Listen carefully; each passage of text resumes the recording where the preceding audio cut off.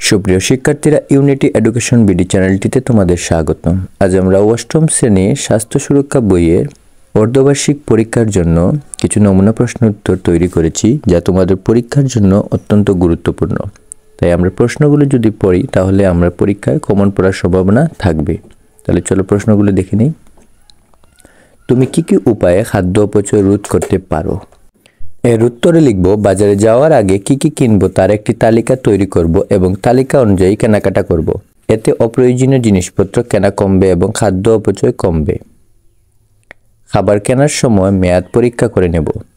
পরিমিত পরিমাণে কিনব, প্রয়োজনের চেয়ে বেশি খাবার কিনব না। স্থানীয় বাজার থেকে কেনাকাটা করব। স্থানীয় বাজার থেকে কেনাকাটা করলে তাজা খাবার পাওয়ার সম্ভাবনা বেশি এবং খাবার নষ্ট হওয়ার আগেই সেগুলো খেয়ে ফেলা যায়। খাবার সংরক্ষণের সময় বিভিন্ন ধরনের খাবার সঠিকভাবে সংরক্ষণ করার জন্য উপযুক্ত পদ্ধতি সম্পর্কে জেনে নিব। ফ্রিজ ও রেফ্রিজারেটর ব্যবহার করব। খাবার দীর্ঘ সময় ধরে রাখার জন্য ফ্রিজ ও রেফ্রিজারেটর ব্যবহার করব। খাবার শেয়ার করব। পরিবার ও বন্ধুবান্ধব প্রতিবেশীদের সাথে খাবার শেয়ার করব। সচেতনতা বৃদ্ধি। পরিবার ও বন্ধুবান্ধব সমাজে অন্যদের কাছে খাদ্য অপচয়ের ক্ষতিকর প্রভাব সম্পর্কে সচেতনতা বৃদ্ধি করব। নিরাপদ খাদ্য কি? নিরাপদ খাদ্য নিয়ে 10টি স্লোগান খাতায় লিখো।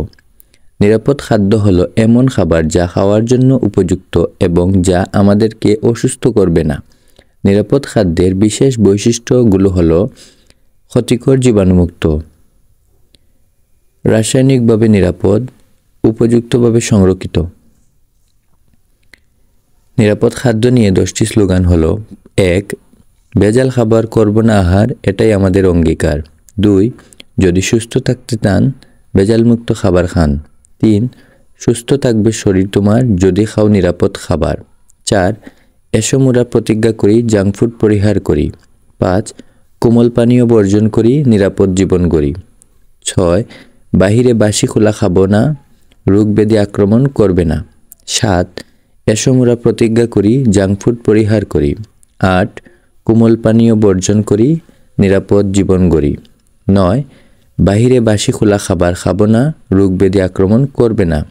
10. নিরাপদ খাবার সকলের অধিকার। এই ছিল তোমাদের অষ্টম শ্রেণীর স্বাস্থ্য সুরক্ষা বইয়ে অর্ধবার্ষিক পরীক্ষায় কিছু নমুনা প্রশ্ন উত্তর, যা পড়লে তোমাদের পরীক্ষায় কমন আসবেই। তাহলে তোমাদের জন্য শুভকামনা।